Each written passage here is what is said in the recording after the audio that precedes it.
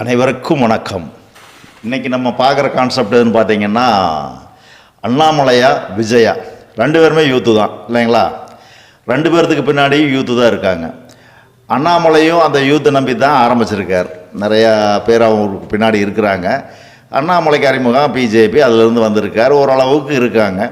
அதே மாதிரி சினிமா மூலமாக யூத்துக்களும் இல்லை, நிறைய பேர்த்த கசாமசான் கண்ணா பின்னான்னு யூத்துக்களெல்லாம் வச்சுருக்கிறாரு விஜய், தமிழக முதலமைச்சர். இப்போ இவங்க ரெண்டு பேருமே இப்போ களத்துக்கு வந்திருக்கிறாங்க.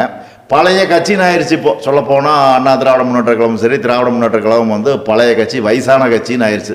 அது வயசானவங்களுக்கானது தான், 50 வயசுக்கு மேலே இருக்கிறவங்களுக்கான கட்சி அப்படின்னு ஆயிடுச்சு. நீங்கள் என்ன நினைக்கிறீங்கிறத கமெண்ட் பாக்ஸில் சொல்லுங்கள். இப்போ அண்ணாமலையா விஜயா அப்படின்னு பார்க்கலாமா? அப்படி பார்க்குறதுனால திமுக அதிமுக இல்லை அப்படின்னு ஆயிடாது. அந்த கட்சி கண்டிப்பாக இருக்கத்தான் செய்யும். அது அடுத்த தேர்தலில் தான் தெரிய வரும் என்ன ஏது அப்படிங்கிறதெல்லாம். எடுத்தோடனே ஒரு முடிவு பண்ணிட முடியாது. இருந்தாலும் இன்றைக்கி இளைய தலைமுறை மத்தியில் இவங்க ரெண்டு பேருமே பிரபலமாக இருக்காங்க. அண்ணாமலைக்கும் இருக்குது, விஜய்க்கு கண்ணா பின்னான்னு இருக்குது. வாய்ஸ் ரெண்டு பேருமே இருக்காங்க. இப்போது அண்ணாமலையுடைய அரசியலும் சரி, விஜயோடைய அரசியலும் சரி பார்த்தீங்கன்னா, அண்ணாமலை படித்த ஒரு தெளிவான அரசியல்வாதி தான். அதுக்காக அவர் ஒன்றும் பொய் சொல்ல மாட்டார், அவர் வந்து கரெக்டாக இருப்பார் அப்படின்னாலாம் சொல்லலை. அவர் மேலே பல ஊழல் குற்றச்சாட்டுகள் அவர் மேலே இருக்குது, இல்லைன்னெல்லாம் கிடையாது. அது போன 5-6 ஆண்டு காலத்தில் பார்த்துருப்பீங்க. அவரை பற்றி நிறைய வாட்சு அது இதுன்னு கோயம்புத்தூரில் இடம் இருக்குது, அதெல்லாம் வந்திருக்கு. அவர் தான் கட்சி ஆரம்பிச்சிருக்காரு. விஜயும் இப்போ கட்சி ஆரம்பித்து முதலமைச்சராகவும் ஆகிட்டார். இப்போ நீ அடுத்த ஒரு 5 ஆண்டு காலம் விஜய் வந்து 5 ஆண்டு காலம் தாக்கு பிடிப்பாரா அப்படிங்கிறது சந்தேகம்தான். ஏன்னா இப்போவே கம்யூனிஸ்ட் கட்சி சொல்லிட்டாங்க, தாவேக்க கொள்ளையும் கிடையாது, ஒரு மயிரும் கிடையாது, ஒரு மண்ணாங்கட்டையும் கிடையாதுன்னு பார்த்தீங்கன்னா அவர் சொல்லியிருப்பார், பொதுச் செயலாளர் சொல்லியிருப்பாங்க, சண்முகம் சொல்லியிருப்பார். அது இப்போவே வெடிக்க ஆரம்பிச்சிருச்சு. திருமாவளவனான பதவிக்காக ஓட்டிக்கிட்டு இருப்பாப்புல, அது உறுதியாயிருச்சு. திமுகவிலிருந்து பிச்சுட்டு வந்துட்டாங்க. திருமாவளவன் அவர்கிட்ட இருந்து முன்னாள் எம்எல்ஏ பாபு அவர் போய் அங்கே திமுகவில் இணைஞ்சிட்டார். திமுகவுடைய முன்னாள் தலைவர் கருணாநிதி அவர்களே வந்து தாவேக்கால் இணைஞ்சிட்டார். பார்த்துருப்பீங்க, கருணாநிதி ஒருத்தர் இணைஞ்சிருப்பார், டி நகர் எம்எல்ஏன்னு நினைக்கிறேன், இணைஞ்சிருப்பார். இப்படி நிறையா ஏடிஎம்கேலிருந்து எண்ணற்ற பேர் அங்கே போய் சேர்ந்துருக்கிறாங்க. ஏடிஎம்கே அழிக்கணும் அப்படிங்கிற ஒரு முடிவுக்கே வந்துட்டாங்க. ஆரம்ப காலத்தில் இருந்தே வந்து அண்ணாமலைக்கும் அதிமுகவுக்கு 7ஆம் பொருத்தம். அது குறிப்பாக எடப்பாடியார்னா எடப்பாடியாருக்கு தான் அவர் எய்ம் பண்ணி பண்ணினார் அதிமுகவுக்கு எதுக்கும். ஆனால் அதிமுக பார்த்தீங்கன்னா ஸ்ட்ராங்காக வலிமையாக இருக்குது. அப்படி இருந்து இன்றைக்கி வந்து ஒரு 45 எம்எல்ஏக்கள் கையில் வச்சுருக்காங்கன்னா சாதாரண விஷயம் அல்ல, ஸ்ட்ராங்காக இருக்காங்க. போனது என்னவோ பார்த்தீங்கன்னா, இப்போ அந்த பழைய ஆளு தொடர்ந்து கடம்பூர் ராஜு, உடுமலை ராதாகிருஷ்ணன் இவங்களாம் பழைய ஆட்கள் தொடர்ந்து பதவி அனுபவிச்சுக்கிட்டே இருந்தவங்க தான் தாவேக்காவுக்கு போயிருக்கிறாங்க. அவங்க போனதுனால அண்ணா திமுக ஒரு புத்துணர்வு பெறுதா அப்படின்னு பார்த்தா கண்டிப்பாக உண்டு. ஏன்னா அவங்க இத்தனை வருஷமாக இளைய தலைமுறை தடுத்து அவங்க மட்டுமே, எப்படி திமுகவில் பார்த்தீங்கன்னா வரிசையாக இருக்கிற அத்தனை பேருமே தலைமுறை அவங்க மட்டுமே இருப்பாங்க. மற்றவங்களாம் நகர செயலாளர், வார்டு செயலாளர், இவங்களாம் போஸ்ட் மட்டும்தான் ஒட்ட முடியும். வாழ்நாள் முழுக்க அவங்க வந்து பதவிக்கு வர முடியாது, அப்படியே ஒட்டிக்கிட்டே இருக்க வேண்டியதான். அதே நிலைமைக்கு தான் கொண்டாந்துருந்தாங்க அண்ணா திராவிட முன்னேற்ற கழகத்திலேயே. பழைய ஆளுக்கு அப்படியே தொடர்ந்து வேலுமணி இவங்க எல்லாத்தையுமே அவங்க மட்டுமே இருப்பாங்க. இப்போ நீ அவங்களுக்கு அப்புறம் அவங்க பையன் அப்படிங்கிற மாதிரி ஆயிடுச்சு. ஏன்னா அவர் எடப்பாடியார் வந்து அவ்வளோ வலிமையாக இல்லை, ஜெயலலிதா மாதிரி இல்லாதனால இருந்தது. இப்போ எடப்பாடியார் வலிமை அடைந்து விட்டாருன்னு தான் சொல்லணும்.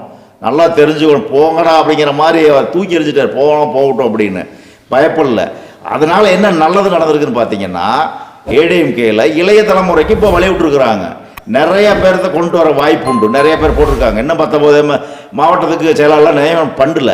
அதெல்லாம் இளைய தலைமுறையாக பார்த்து தேர்ந்தெடுத்து, கட்சியில் நல்லா ஆக்டிங்காக இருக்கிற ஒரு நல்ல ஒரு ஆளுகளாக பார்த்து தேர்ந்தெடுத்து அவங்கள மாவட்ட செயலாளர் ஆக்கினார்னா கண்டிப்பாக ஏடிஎம்கே வந்து வலிமை பெறும், அதில் மாற்றம் கிடையாது. இந்த சூழ்நிலையில் அண்ணாமலை உள்ளே வர்றது அவருக்கு எவ்வளோ பெருசுங்கிறது பெரிய விஷயம் இல்லை. இப்போ அவருடைய வலைதள பக்கத்தில் பார்த்தீங்கன்னா 13,40,000 பேர் சேர்ந்துடுதா, ஒரே நாளில் சேர்ந்துடுதா அவர் சொல்லியிருக்கார். இப்போ 1 கோடி பேர் இருக்கக்கூடிய இடம் அதிமுக 1.5 கோடி உறுப்பினர் கொண்ட ஒரு கட்சி. ஆனால் அதே 1 கோடிக்கு மேலே வாக்குகள் வாங்கியிருக்குது, அதையும் யோசிக்கணும். தாவேக்கா வேறு ஒரு 1.25 கோடி தான் வாங்கியிருக்கு. தோற்று போனாலும் அதிமுக தோற்று போனாலும் வாக்கு பார்த்தீங்கன்னா அதிக அளவில் தான் வாக்கு வாங்கியிருக்காங்க, ஒன்றும் இதாக இல்லை. ஆனால் 3ஆவது இடத்துக்கு தள்ளப்பட்டிருக்கிறாங்க. கட்சியை வலிமையாக்கிட்டாங்கன்னா போதும். அதுக்கு அதிமுகவுடைய ஓட் பேங்க் போனதுக்கு காரணமே பிஜேபி தான். பிஜேபின்னு 2 லட்சம் தடவை சொல்லியாச்சு. பிஜேபி தான் அதிமுக காரணம்.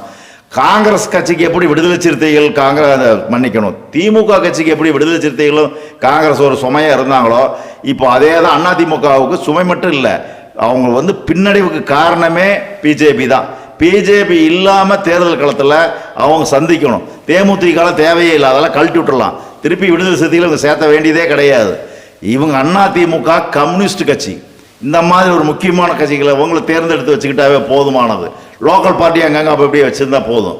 இவங்களெல்லாம் இந்த பயன்படுத்தினா போதும். தேமுதிக பாஜக தேவையில்லாத ஒன்று தான். அதுதான் அதிமுகவுடைய பின்னடைவுக்கு காரணம். அது எடப்பாடியார் நல்லா தெரிஞ்சுக்குவார்னு நினைக்கிறேன். அவர் தெரிஞ்சதுன்னு அவர் தெரியும், ஆனால் அவரால் வர முடியல. அதனால் விலக முடியல. விலகினா பல சிக்கல்களை சந்திக்க வேண்டியது இருக்கும். இப்போது விஜயும் சரி, இப்போ அண்ணாமலை சரி, ரெண்டு பேர்த்துக்கும் பார்த்தீங்கன்னா இளைஞர் படைன்னு பார்த்தீங்கன்னா விஜய்க்கு தான் அதிகமாக இருக்கும். இப்போ பாஜகலேருந்து வெளியே வந்த அண்ணாமலை அவர் பாஜக கொள்கையாக தான் இருப்பார். புரிஞ்சுங்களா? தாய் கழகம் பிஜேபி, இவர் செய்கழகம், அப்படித்தானே தவிர பாஜகவுக்கு நேர் எதிர்கொள்கையாக அண்ணாமலை ஒரு காலமும் செயல்பட மாட்டார். அதனால் தெரிஞ்சுக்குங்க, அண்ணாமலை பிஜேபியால் இறக்கிவிடப்பட்ட ஒரு குழந்தை தான். அதாவது மொத்த தாய் கழகம் எதிர் எடுத்துக்கிட்டிங்கன்னா ஆர்எஸ்எஸ் தான். அதிலிருந்து வந்ததா பஜ்ரங் தள், விஸ்வ இந்து பரிஷத்து, பிஜேபி, இந்த மாதிரி எண்ணற்ற இயக்கங்கள் இருக்குது. வட மாநிலங்களில் ஏகப்பட்டது இருக்குது. இது அத்தனையுமே ஆர்எஸ்எஸ்லேருந்து உருவாக்கப்பட்டது தான். அது மாதிரி தான் தமிழ்நாட்டிலே உருவாக்கி இருக்கிறாங்க. நேரடியாக பிஜேபி களத்துக்கு வந்தால் வாக்கு செலுத்த போகிறதுல ஒரு சீட்டு தான் இப்போ கிடச்சது. அது நம்ம 2-3 எலெக்ஷன் அவங்க பார்த்துட்டாங்க, நல்லா தெரிஞ்சுக்கிட்டாங்க. அதனால தான் அண்ணாமலை 2 நாளைக்கு முன்னாடியே அங்கே போய் பேசும்போது அவங்க அமித்ஷாவும் பாரத பிரதமர் மோடிஜின்னு சொல்லுவாங்க இல்லையா, கடவுள்னு, அவர் அவர் நிறைய விமர்சனம், அதுக்கு தனி ஒரு காணொலி போடலாங்க. அவர் புகழ்ந்து பேசுகிறவங்களுக்கெல்லாம் செருப்படி கொடுக்குற மாதிரி ஒரு வீடியோ போடணும். அவர் எப்பேற்பட்ட டுபாக்கு ஒரு ஆள் அப்படிங்கிறத போடணும். அமெரிக்கா அவ்வளோ இழிவுபடுத்தியும் கையை கட்டிக்கிட்டு கும்பிச்சு கும்பிடு போட்டு நிற்கிறார் இவர். இன்னும் போய் வாழைப்பழத்தை சாப்பிட்டு வந்திருக்காரா, இவரையெல்லாம் என்ன போய் சொல்கிறது? சரி, அது நமக்கு தேவையில்லை, அது கடந்துட்டு போகுது. அண்ணாமலை பிஜேபியால் இறக்கி விடப்பட்டவர் தான். அண்ணாமலை ஒரு சுயமாக சிந்திச்சு தமிழ்நாட்டுக்காக பேச போகிறது கிடையாது. அவர் பேசுறது பிஜேபியுடைய கொள்கை சித்தாந்தம், அதாவது ஆர்எஸ்எஸ்னுடைய கொள்கை சித்தாந்தத்தை தான் அண்ணாமலை பேசுவார். அதனால் பெரிய அளவில் ஒன்று இருக்காது. விஜய் எதுவுமே பேச மாட்டார், வாய் மூடி மௌனி. அவர் ஆயுளுக்கு மௌன விரதத்திலே இருப்பார். அதனால் அவர் எந்த இயக்கத்தை சார்ந்தவரையும் யாரும் சொல்ல முடியாது. அப்படியே கம்முன்னு சாமியார் மாதிரி ஓந்திருப்பார். சாமியார் மாதிரி வீட்டுக்கு போவார். காலையில் டிஃபன் பாக்ஸில் சாப்பாடை போட்டுக்கிட்டு போனார்னா, தலைமை கழகத்துக்கு போனார், சட்டசபைக்கு செக்ரட்டரி போனார்னா சாயந்தரம் 5 மணிக்கு டிஃபன் பாக்ஸ் எடுத்துகிட்டு வீட்டுக்கு வருவார். அது என்ன, அது அங்கே என்ன நடக்குது? இவர்கிட்ட வேலைக்கு சேர்ந்துருக்கிறாரா போய் வர்றதுக்கு? அது ஒரு செக்ரட்டரி, மக்கள் சபை, அங்கே மக்கள் பிரச்சனையை பேசணும், மக்கள் பிரச்சனையை பேசணும். அங்கே போய் ஓந்துக்கிட்டு இருந்தால் மந்திரியை பேசுகிறாங்க பாருங்க எப்படின்னு. கச்சோ, இதோட கொடுமையாக இனிமேல் தமிழகத்தில் வேறு எந்த ஆட்சி வந்துடக்கூடாது. தயவு செஞ்சு சிந்திச்சு பாருங்கள். அண்ணாமலை பொலிட்டிக்கலாக பார்த்தீங்கன்னா அவர் டெய்லி தன்னை சுற்றி மீடியா இருக்கிற மாதிரி பார்த்துக்குவார், பரபரப்பாகவே இருப்பார், அதெல்லாம் இல்லைன்னு சொல்லலை. ஆனால் நம்ம தெரிஞ்சுக்க வேண்டியது என்ன அப்படின்னு பார்த்தீங்கன்னா, அண்ணாமலை பிஜேபியினுடைய ஒரு பிரிவு தான். புரியுதுங்களா? பிஜேபிக்கு ஆனால் ஆதரவான ஒரு பிரிவு தான். அதனால் அவரே சொல்லியிருக்கார், இதை நான் சொல்லணுங்கிறது கிடையாது, அவரே சொல்லிட்டாரு. அண்ணாமலையா விஜயாலாம் வராது. மீண்டும் பார்த்தீங்கன்னா அதிமுக உயிர் பெற்று எழும், அது ஒரு மாற்றம் கிடையாது. கண்டிப்பாக அதிமுக வரும்.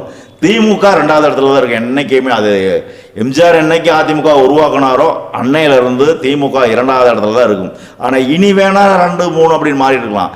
ஆனால் அதிமுகவுக்கு இளைஞர்களுக்கான வாய்ப்பை எடப்பாடியார் மீண்டும் வழங்கினால் அது கண்டிப்பாக அடுத்த பீரியடில் சரி அல்லது வர உள்ளாட்சி தேர்தலில் சரி ஓரளவுக்கு வெற்றி வாய்ப்பை குவிப்பாங்க. அப்படி வெற்றி வாய்ப்பை அவங்க சந்திச்சாங்கன்னா மீண்டும் அது உயிர் தெழுங்கிற ஒரு ஃபினிக்ஸ் பறவை மாதிரி தான், அது கண்டிப்பாக உயிர் வரும் என்று சொல்லி இந்த காணொளியை நிறைவு செய்கிறேன். மீண்டும் அடுத்த ஒரு காணொளியில் சந்திக்கலாம். நன்றி, வணக்கம்.